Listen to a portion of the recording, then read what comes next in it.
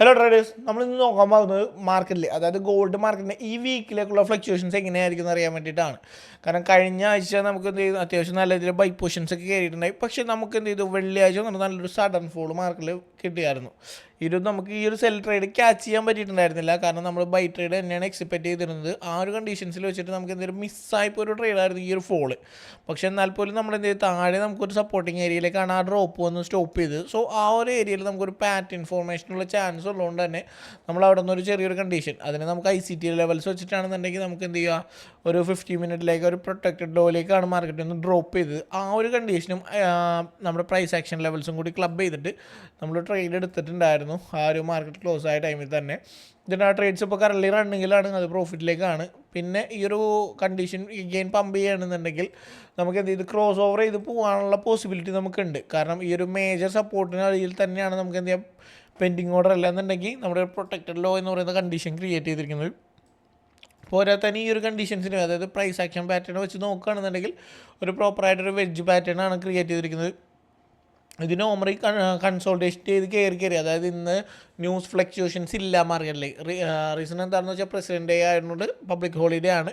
അപ്പോൾ ഈ ഒരു കണ്ടീഷൻസ് കൊണ്ട് തന്നെ മാർക്കറ്റിൽ വോളിയം കമ്പാരിറ്റീവ് ലോ ആണ്. അപ്പോൾ ഈ ഒരു മേ ബി നാളെയോ മറ്റന്നാളോ എടുക്കുക പിടിച്ചിട്ടെങ്കിൽ മാർക്കറ്റ് മേലേക്ക് കയറി പോകാനുള്ള ചാൻസ് വളരെ കൂടുതലാണ്. നോർമലി നമ്മൾ എക്സ്പെക്ട് ചെയ്തിട്ട് റിജക്ഷൻ ഈ ഒരു ഏരിയയൊക്കെ ആയിരുന്നെങ്കിൽ കൂടി നമ്മൾ എന്ത് ചെയ്തു, വലിയ ടൈം ഫ്രെയിം എഗെയിൻ എക്സ്പെക്ട് ചെയ്തിട്ടുണ്ട്. കാരണം ഈ ഒരു റിജക്ഷൻ ഫോൾ കിട്ടിയത് കൊണ്ട് തന്നെയാണ് മാർക്കറ്റ് എഗെയിൻ കൂടുതലേക്ക് മുകളിലോട്ട് പോകാനുള്ള പോസിബിലിറ്റി കാണാൻ പറ്റുന്നത്.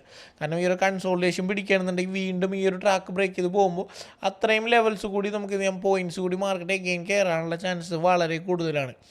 ഇത് നമ്മൾ വലിയ ടൈം ഫ്രെയിമിലോട്ട് നോക്കുമ്പോൾ ഈ ഒരു ഏരിയ നമുക്ക് മേജർ സപ്പോർട്ട് കൂടിയായിട്ട് കാണാൻ പറ്റും. കാരണം ഈ ഒരു പാറ്റേണിനേക്കാൾ ഉപരി ഇവിടെ വേറൊരു കണ്ടീഷൻ മേജർ സപ്പോർട്ട് ലെവൽ കൂടി ഇതിന് താഴെയുണ്ട്.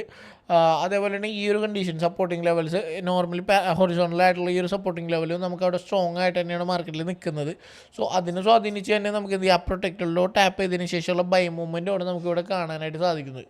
സോ വലിയ ടൈം ഫ്രെയിമിലോട്ട് നമ്മൾ കൺവേർട്ട് ചെയ്ത് നോക്കുമ്പോൾ ഈ ഒരു ലെവലിലേക്കുള്ളൊരു ചാനൽ തന്നെ സ്റ്റിൽ മെയിൻറ്റെയിൻ ചെയ്തുകൊണ്ട് നിൽക്കുകയാണ് market. So rejection properly resistance ഏരിയയിലേക്ക് റീച്ച് ആയി നമുക്ക് ഉറപ്പിച്ച് പറയാൻ പറ്റില്ല. കാരണം എഗെയിൻ ഒന്നുകൂടി പമ്പ് ചെയ്യണമെങ്കിൽ 3000 വരെ ഇൻ ഫ്യൂച്ചറിലേക്ക് കയറി പോകാനൊരു പോസിബിലിറ്റി കൂടി നമുക്കിവിടെ കൺസിഡർ ചെയ്യാവുന്നതാണ്.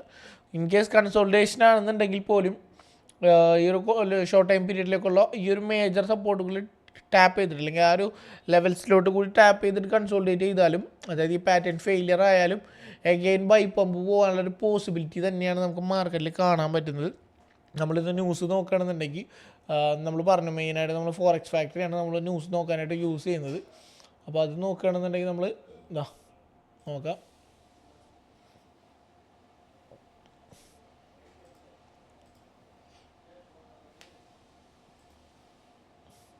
ഇന്നത്തെ ന്യൂസ് നോക്കുകയാണെന്നുണ്ടെങ്കിൽ നമുക്ക് കണ്ടോ, ബാങ്ക് ഹോളിഡേ ആണ്. അതേപോലെ തന്നെ അടുത്ത ദിവസങ്ങളിൽ മേജറായിട്ടുള്ള കുറച്ച് ന്യൂസസ് ഉണ്ട്.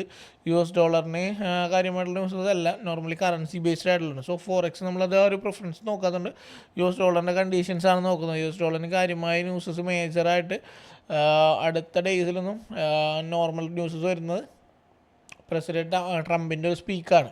ആ ഒരു സ്പീക്കിൽ നമുക്ക് എക്സ്പെക്റ്റ് ചെയ്യാവുന്ന വെള്ളിയാഴ്ച പറഞ്ഞൊരു സ്പീക്കിൻ്റെ ബേസിൽ പറയണമെന്നുണ്ടെങ്കിൽ താരിഫ് റേറ്റിൽ ഉണ്ടാകുന്ന ചേഞ്ചസ് ആയിരിക്കും മിക്കവാറും ട്രംപ് അടുത്ത് സ്പീക്ക് ചെയ്യാൻ പോകുന്നു. സോ അതിനെ വെച്ചിട്ട് മാർക്കറ്റിൽ എന്തെങ്കിലും ഫ്ലക്ച്വേഷൻസ് ഉണ്ടാകാനുള്ള ചാൻസസ് വളരെ കൂടുതലാണ്. നമുക്ക് ഗോൾഡിൻ്റെ ചാർട്ടിലോട്ട് വീണ്ടും പോവുകയാണെന്നുണ്ടെങ്കിൽ നമുക്ക് നോക്കാൻ പറ്റുന്നത്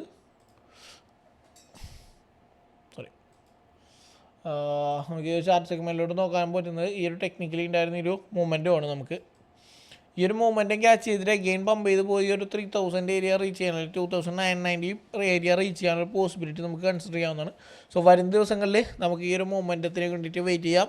ഇന്നെന്തായാലും ഈ തരത്തിലുള്ളൊരു വോളിയം ഉണ്ടാവുമെന്ന് തോന്നുന്നില്ല മാർക്കറ്റ് ഹോളിഡേ ആയതുകൊണ്ട്. സോ കമ്മിങ് ഡേയ്സിലേക്ക് അപ്വാർഡ് മൂവ്മെൻറ്റ് തന്നെ നമുക്ക് എക്സ്പെക്റ്റ് ചെയ്തിട്ട് വീണ്ടും എന്ത് ചെയ്യാൻ നല്ല ട്രേഡ്സ് കാര്യങ്ങൾ ഇനിഷ്യേറ്റ് ചെയ്യാവുന്നതാണ്. സോ വീണ്ടും ഒരു മാർക്കറ്റ് അനാലിസിസ് വീഡിയോ ആയിട്ട് വരുന്നവരേക്കും ബൈ. നമുക്ക് കൂടുതൽ വീഡിയോസിനും കാര്യങ്ങൾക്കായിട്ട് നമ്മുടെ യൂട്യൂബ് ചാനൽ കാര്യങ്ങൾ സബ്സ്ക്രൈബ് ചെയ്യുക. അതേപോലെ തന്നെ കമ്മ്യൂണിറ്റിയിലേക്ക് ജോയിൻ ചെയ്യാവുന്നതാണ്. So see U.